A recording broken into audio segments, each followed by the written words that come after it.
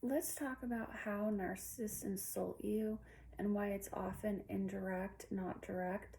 First of all, I'm not a therapist, I'm a life coach, and this is just my own experience. So if you want professional help, go get professional help. And I'm not giving anybody advice, this is just my experience having known a lot of narcissists in my life. If a narcissist came out and insulted you openly in the beginning, you would not continue to talk to them. If you met someone and they're like, wow, you're really ugly, you seem lame, you seem boring, you'd be like, excuse me, and you would end it right away.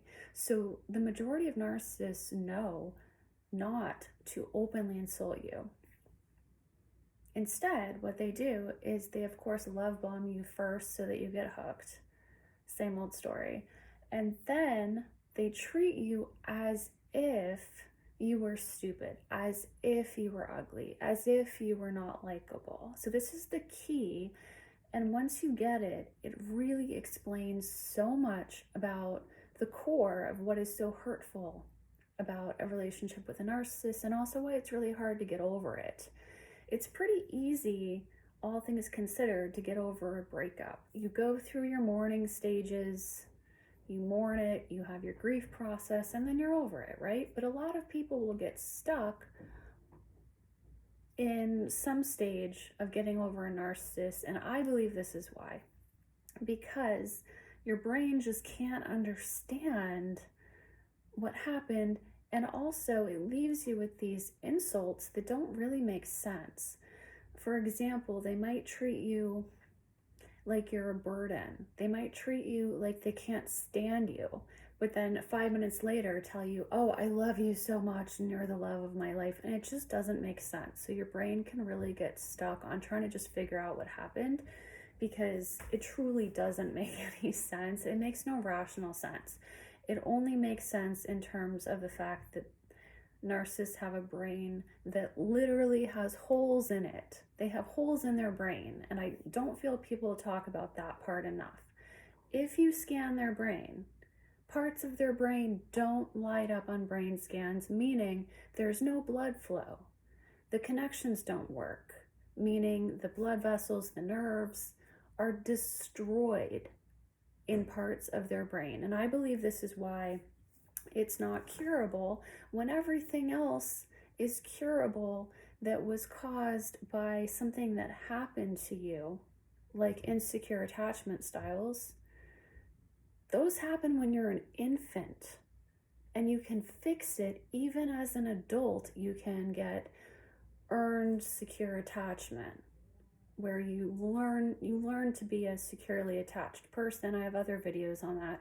So why the heck can you undo trauma that you had as an infant and completely fix it as an adult? But narcissists can't do the same thing. Well, I think it's because they have holes in their brain. I have a Quora answer where I go into detail on why I think they have holes in their brain, just because there's some certain keywords I don't want to say on here, but I have a theory on that. And you can look me up on Quora, just look for Julie Melillo, put that in the search box, or I think it's Quora.com/Julie Melillo, Melillo. So they've got holes in their brain, and that's why it's so confusing. It's why it doesn't make any sense. It makes a lot of suffering for them. It makes a lot of suffering for other people. But the point is, most of the time, especially your smarter narcissists, are not going to come out and just openly insult you, because that'd be too easy. You'd see it, you'd understand it, you'd walk away. You would tell other people, this person's a jerk. Listen to what they called me. And they know that. They don't want their reputation ruined. So instead, they'll do these sneaky things where, like I said, they treat you as if you were that. So, for example, if they want to make you feel like you're ugly, they just won't look at you. They just will just not even make eye contact. You could spend the whole day with them and they won't even look at you. They'll just be like, they'll just completely ignore you as if you were ugly. They won't compliment you. You might come out and be like, oh, look, I have a new outfit. And they'll just be like, oh, well, that's nice that you're trying to make yourself happy. Like, which is what you would say to someone who looked terrible, who was like pathetic, right? Like, if they're like pathetic, but you're trying to be nice, oh, that's nice, honey, that you're trying to feel good about yourself. And the truth is that you look amazing. They're just doing this to bring your self-esteem down because their main thing is they have to put other people down in order to feel superior. And every narcissist does that, whether they're a covert, an overt, a somatic, a cerebral. No matter what they are, they have to bring others down. They have to knock over the sandcastle of the other little kid so that they feel a little bit better because they feel so bad about themselves. And they have holes in their brain. They have holes in their brain that don't light up on brain scans, that are not getting activity from the blood vessels and the nerves. They're not having a signal go through there. So appearance is just one of these things, but they might do the same thing with your intelligence.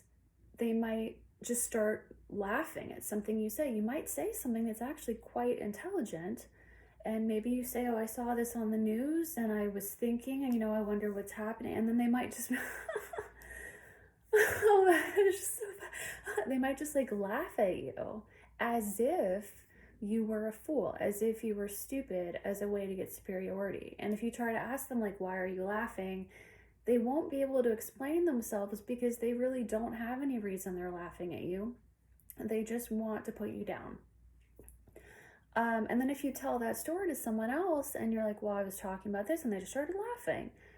Well, the other person is probably going to be like, well, I mean, what were they laughing at? They probably weren't laughing at you. Maybe they were laughing at this, that, or the, it's easy to explain it away, and other people are not going to see that as a horrible offense the way that they would if you related that story to someone and you said, well, they called me an idiot for no reason. Then, of course, people are going to say, what's wrong with them? That's terrible. You should break up with them.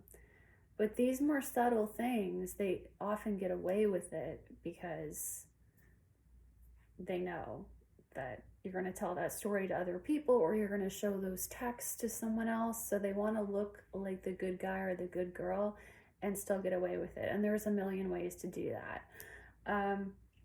So intelligence, looks, it can really be anything, but they can also make you feel like a burden. They can just kind of be like,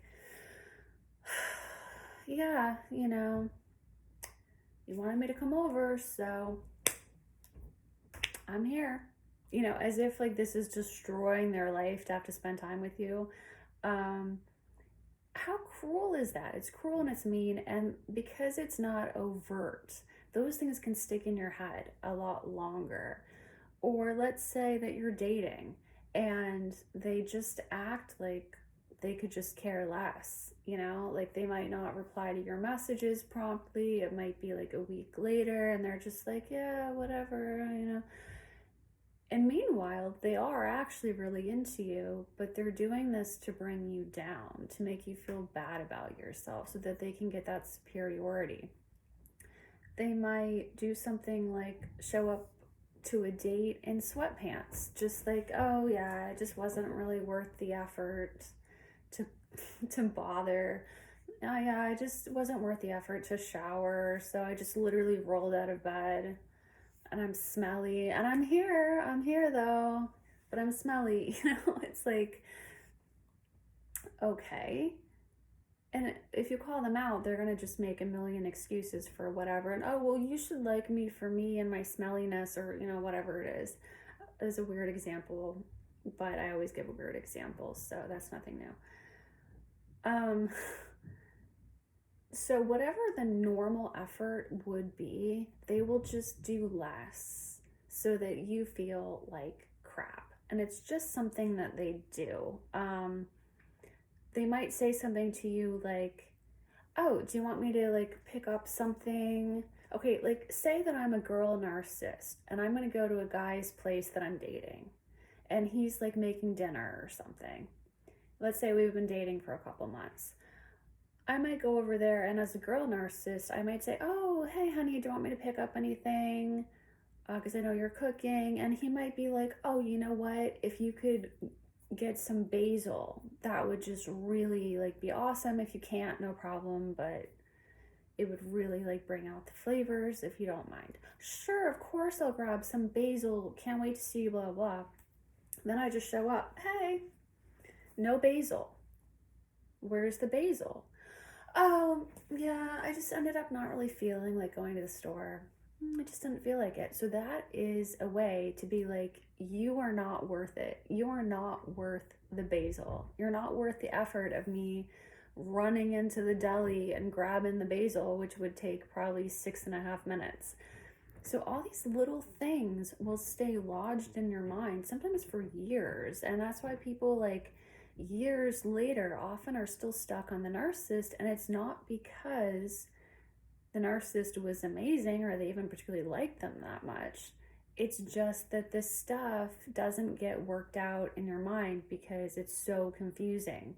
Like, why would you want to date someone long term who you don't even like enough to do a 6 minute task for, right? So it's so confusing, and it will leave the person not only feeling confused, which is a waste of energy and it's draining, but it will also leave the person feeling like crap, like, whoa, I'm not worth blah, blah, blah. And then, of course, if you challenge them, they'll say, oh my gosh, I can't believe that you would say that about me.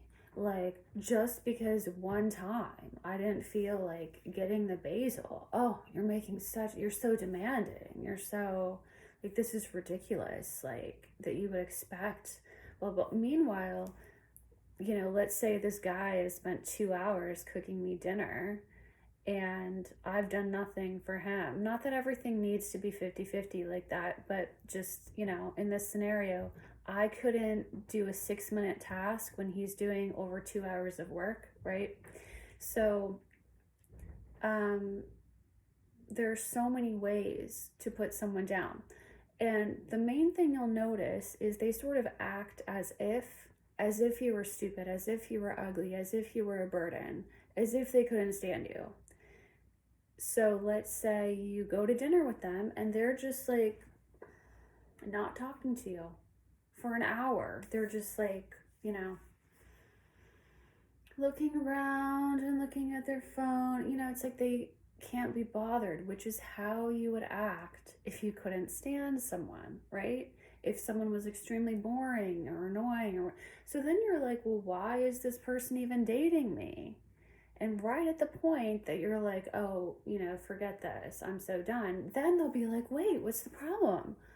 No, I just had to catch up on some emails. Like, no, of course I care. Like, of course, blah, blah, blah. I just, And then the minute you're like, okay, they'll go right back to doing it and just like not talk to you hardly at all. But then when your friends show up, then they'll be like, oh, hey, how are you, so and so? Oh, I have so much to say. And well, let me give you attention. And, because this is a put down to say this person's interesting, but you're not interesting.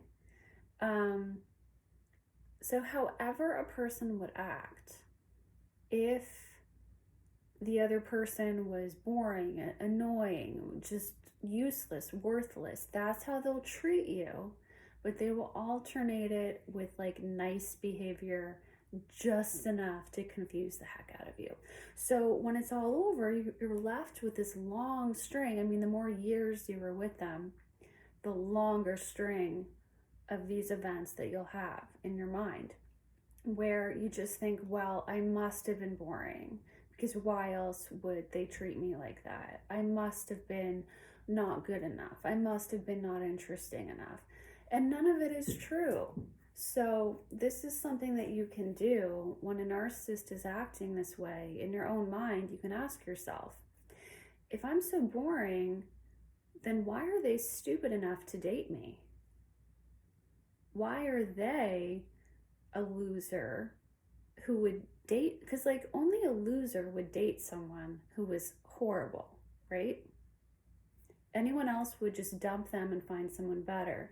So if they are keeping someone around who is so boring and useless and worthless and ugly and whatever, it's on them. They're really the loser in that case. That they would continue dating someone that they think is horrible would mean that they can't get a good quality partner. So this is something that you can do in your own mind that I think really helps a lot. I mean, obviously it's better just to end it, right? But for the people who maybe, you are in a relationship and you can't leave yet for whatever reason, it's kind of something you can say to yourself in your own mind. And it's something you can also say if you've already left a narcissist and you're left with all of these, painful little memories. Well, if I was so bad, then what was wrong with them to date me? If I was so ugly, what was wrong with them that they couldn't get someone prettier? If I was so worthless, why couldn't they get someone worthwhile? Why did they keep coming back? Why did they hang around? And a lot of people at this stage will be like, oh, well, they were just using me. Well, why couldn't they find someone that they didn't have to use, right? Why couldn't they find someone so great that they weren't just using them for one thing, that they wanted the whole thing? But see, that's of course an illusion, because it's not really that they were just using you. It's that they use everyone. That's just how they are. And whether they're using you or not or whatever, they're going to make you feel that same way, like it's a shallow transaction, because they have to do that to put you down. So knowing that they are on purpose trying to put you down really shifts the dynamic from, oh, it's true that you're horrible and you're not good enough, to they are just trying to make you feel not good enough, which is on them. Because what kind of person hangs out with someone who's not good enough? That would make them a loser to do that. You see what I'm saying here? And I mean, of course, that's not really true, because people really are not winners, losers, right? We're all just humans. And, you can be good at certain things and you can win or lose at certain things, but your worth as a human is always there and always consistent. So that's, of course, a fallacy that they wrongly believe, because they're thinking with their ego. They can't use the other parts of their brain to make sense of reality, which is why they do things like that. But it's something that can help you undo some of that hurt. So whatever it was that left you feeling you weren't good enough in whatever area, well, flip that around. What was wrong with them for seeking me out? Think of all the times that they called you and texted you and demanded you come over and just had to get you back, and on and on and on. I have some hot cocoa on my face. Just one of those people, like, if I eat anything chocolate, it gets all over my face. I'm like a 5-year-old, I guess. Anyway, but this is something that you can do. Think back, and you can even make a list of the things narcissists did. Like, I remember many years ago, I had this narcissist ex who would act like I was super slow. And this is really funny, because I'm not particularly slow as a person in terms of how I move.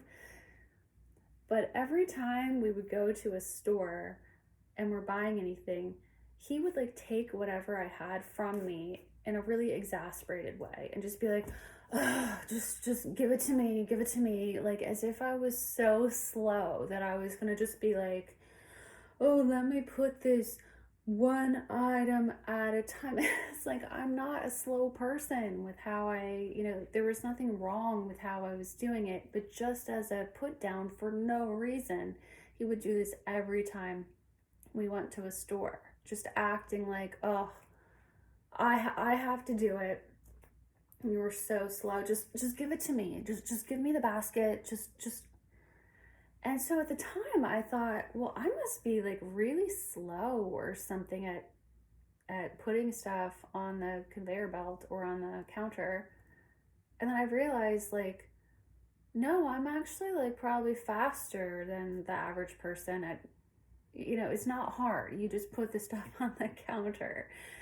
But even that was just a subtle way to get that little dig in there of, oh, you can't do this as well as I can do this. So they could do this with anything. They could do this with your driving, and obviously you want to ask yourself objectively, because maybe you are not so good in certain areas, and that's okay. Not everyone's great at everything. But even if you're not great at something, it doesn't give them the right to treat you in this way of, oh my gosh, just let me drive, okay? Just let me drive. Like, I just don't even want to deal with your horrible driving. Like, that is not okay to say to someone, even if they are a horrible driver. It'd be much better to say that in a neutral, kind way of, hey, I'd prefer to drive, right? Like, there's no reason to put someone down. And you can do this with anything, okay? Like, let's say life goal. Let's say you tell them your life goals, and you want to open an animal sanctuary in China, or I don't know, some big goal. And their reaction is to act like you're an idiot, but they're trying to be nice. So they might be like, oh, yeah, well, that's nice. They will act in a way that you're just, like, like, good luck with that, loser. That's never gonna happen. But I'm trying to be nice about it. So then if you tell someone else that story, and you'll say, well, I'm really hurt by their reaction. I told them my big dream, and they were like, oh, well, that's nice. Someone else is going to be like, well, they said that's nice. What's wrong? What's wrong with it? And you'll be like, well, I just got this vibe. And they'll be like, a vibe? You're probably being insecure or something, because there's nothing wrong with telling someone, oh, that's nice. And then if they haven't seen this behavior themselves, they'll often think that you're just crazy. And I'm guilty of this as well. I remember someone telling me a story about a mutual friend who was a narcissist, and I did not believe her, because it was the same kind of thing. It was like, oh, we were talking about this, and I just got this weird energy from her. Like, I felt like she was putting me down, and I was like, well, how was she putting you down? And she couldn't give me anything concrete. It was just, I just had this feeling that she's like, oh, you're from there. Oh, that city. And I was like, I've never seen her act like that. So are you sure you weren't just reading into it? Right? So that's the common reaction. And whether it's over text or in person, if someone like reads that text, they're going to just see words, and they're not going to know the context of, like, no, they're really putting you down. You're telling them your big shiny dream, and they're like, great, cool. So just knowing that this is something that they do can help you, because I feel that's the main reason people don't get over them, is they still carry this feeling of not being good enough, or being deficient in some way, or not being fill in the blank enough. And it could truly be anything. It doesn't matter how perfect you are. It doesn't matter, you could be objectively flawless in some area of life, and they would still do this, and they would still give you this feeling of like, oh, well, that's nice. Well, good luck with that. Or like, let's say you come out wearing an outfit, and you're like, how does this look? And they're like, oh,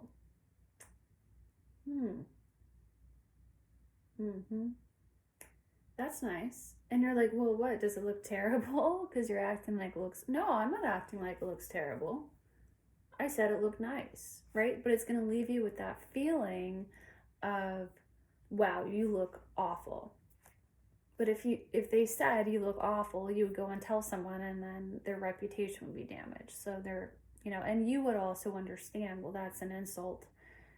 And it's not that narcissists never openly insult you, especially the overts often do, often accidentally, actually, when it's against their best interest, because they're just so weak in the emotional skills and the communication skills due to the lack of empathy.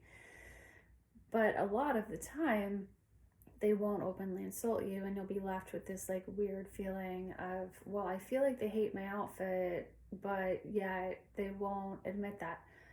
um Years ago, I remember this guy that I was dating was like, your shoes are ugly.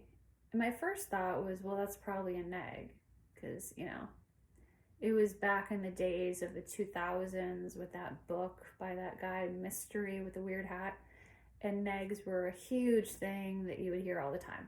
So I wanted to know if it was really a neg or if he really thought that, because I have no problem with someone having a different opinion on something fashion, right? I mean, it's obviously an insulting, low EQ way to communicate it, but I was curious his opinion. So I was like, really, you think they're ugly? Why, like, what about them don't you like? And he's like, oh, never mind. No, never mind. I'm like, well, no, tell me the truth, I'm just curious. And he got all nervous because I was trying to pin him down to what he really thought. And he just kept flip-flopping. He was like, well, I mean, they are ugly. Well, why are they ugly though? Oh no, I mean, they're not. They're fine. They're just blah blah blah. But yeah, I don't really like them. And he kept doing this weird thing, and it was funny. I actually later on read on some blog this literal example that somebody was telling guys to say to girls, and it was actually about shoes on this blog that I read in like the 2000s. So that one I figured out on my own. But if I didn't know that, and I do think this guy was a narcissist, even though he probably did memorize this example.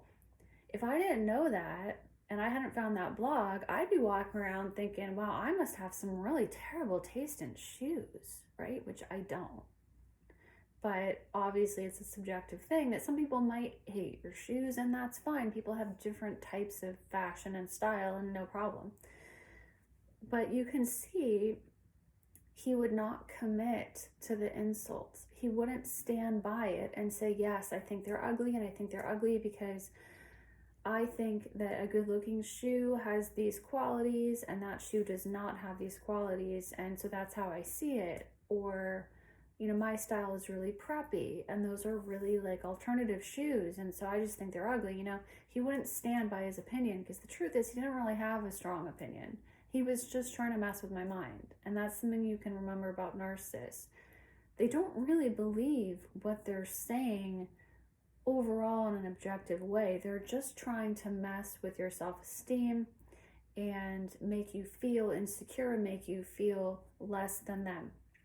And they could do this with literally any topic. So I feel like the anecdote is really to ask yourself what you think about that, right? So just like I was like, well, are my shoes ugly? Do I think they're ugly? Do I objectively think this is an ugly shoe? Because when you get clear on that, they lose their power to define reality for you, which they're constantly trying to blur and obscure reality.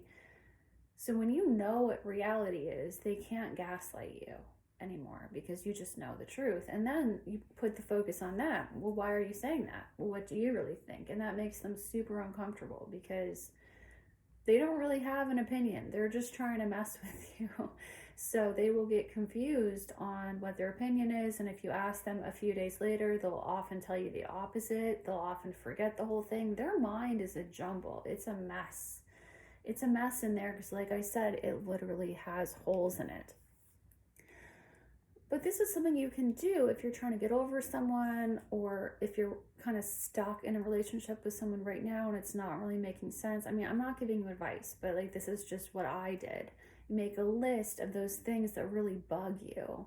Maybe they insulted something about your appearance, or they insulted your career and your career is not good enough, or whatever it is. Gotta remember, it's not really about that for them. But for you, you should figure out where you stand. Do you think your career is good enough? Are you happy with it? If not, make changes. But don't make changes because they made you feel insecure. Make changes because you actually think that that would improve your life in some way. And same goes with everything. Your sense of style, your, whatever it is. And of course, not everything is changeable. So the things that aren't changeable need to be accepted about yourself. And that is just self-love. to accept it, but also to know. It's important to know our weaknesses so that we can know that they're a pitfall. It's like a landmine you don't want to, step on, right? So that's how our weaknesses that we can't change are. And everyone has some of those. So it's important to know those, and like make peace with that so that if someone tries to use that against you, they really can't, because you've already worked through it and you're all, well, yeah, maybe let's say you're short and that's a big insecurity, but then you accept it and you really think about it, you really feel it, and you really come to a point of, okay, I'm not thrilled with that, but can't change it. It's who I am. You love yourself anyway. And then if someone tries to use that to make you feel bad, you're going to just be like, wow, you're a bully. I don't want to be around you. Instead of, oh, you're right. Oh my gosh. It's so bad. Of course they don't think I'm good enough. I'm not tall enough, right? They can't use that against you if you don't agree with them and you have confidence. But you need to develop that confidence in yourself first. So there's a million ways that they can do this, and it's often very subtle, and it's often this, little things they say and do. Like, maybe you say you're really frustrated because your coworker is lazy, and your coworker is objectively lazy. Let's say they do 1 hour of work a day, and you're doing 9 hours of work a day, and it's making more work for you. But let's say the narcissist says, well, sometimes you can be pretty lazy. And this is not objectively true for you, right? That is such a put down. But they'll say this so that they can feel superior, because they're just calling you a name. Oh, you're lazy and I'm better. I'm better than that. And when you understand that that's what they're doing, you can see that they're just a person with holes in their brain trying to prop up their very weak and brittle ego, instead of taking it to heart and being like, oh my gosh, they think I'm lazy. Why do they think that? I guess I am lazy. Why else would they say that? Which is what they want you to feel, of course. So taking it from the subtle and making it overt in your own mind or writing it down can really help a lot in whatever messages you were left with. I remember also years ago, just to give some examples because I think it helps to understand what I'm talking about. I was dating some narcissist guy. I mean, there's a million in New York, right? So it's like not hard to think of stories. This narcissist guy, we ran into some friends of mine in a bar, and one of the girls had gone to like a fancy Ivy League school. And he's like, wow, Ivy League, blah, blah, blah, right? Like trying to make me feel bad. And I didn't pick up on it at first. I thought, oh, maybe he's just impressed with that. Okay, whatever. But he just kept saying it every 5 minutes. Wow, Ivy League. And then he'd kind of like look at me like as if to say like, well, you didn't go to an Ivy League and she did. Wow. And the funny thing was the girl was so uncomfortable. Like, what is wrong with this guy? Like they're dating, and why is he like so focused on me and my Ivy League? Because he was trying to triangulate, which is where they give someone else attention and put you down and say the other person's better, which works on a lot of people because they're like, oh my gosh, I'm not good enough. I went to a normal school, not an Ivy League. But because I was kind of like thinking he might be a narcissist anyway at this point, I saw it within 5 minutes and I was like, oh, he's trying to make me feel bad. And it was not something I was insecure about at all. But you can imagine if someone was insecure about what school they went to and someone was doing this, that would really be like a knife in the heart, right? If they were like always walking around with some insecurity of, oh, if only I went to Harvard. Oh, I'm so embarrassed. I just went to like a state school. If someone really felt that way and then a narcissist used that insecurity against them, which is why it's so important to know your weaknesses and your insecurities to know what people might try to use against you. But anyway, I saw this. I didn't react to it. I was just like, yeah, no, that's good. Yeah. And then he just kept talking about it and kept talking about it. And later in the night, he again said, wow, and at this point I just said, you know what? If you want to date someone who went to an Ivy League school, go ahead. And this freaked him out. and he was like, oh, no, that's not what I wanted to do, right? But he was trying to put me down by using this triangulation and focusing so much on something that I didn't have. And because I didn't take the bait, and again, this is the same as when I was talking about in the beginning of this video. If he truly wants someone who went to an Ivy League school, why is he not dating someone who did that? Wouldn't that make him a loser? And so that's basically what I did. I'm like, well, if you want that, you should get that. Which is going to make him realize, oh shoot, this isn't working. And I've basically put him down, which, I mean, the goal isn't to put him down, but that's the truth of the situation. If that is so important, why aren't you dating someone who has that? Why did you ever agree to go out with someone who is so less than? What is wrong with you for even going on that date? You can't get someone who went to an Ivy? Right? So, like, you can always do that no matter what they try to do this, what area of life, so if they're gushing that someone else is so handsome or so beautiful, you can be like, well, why aren't you dating a model then? If that's really important to you, like, if you were good enough, you'd be dating a model. Not that I'm telling you to say something like that to them, but just in your own mind, you can think this.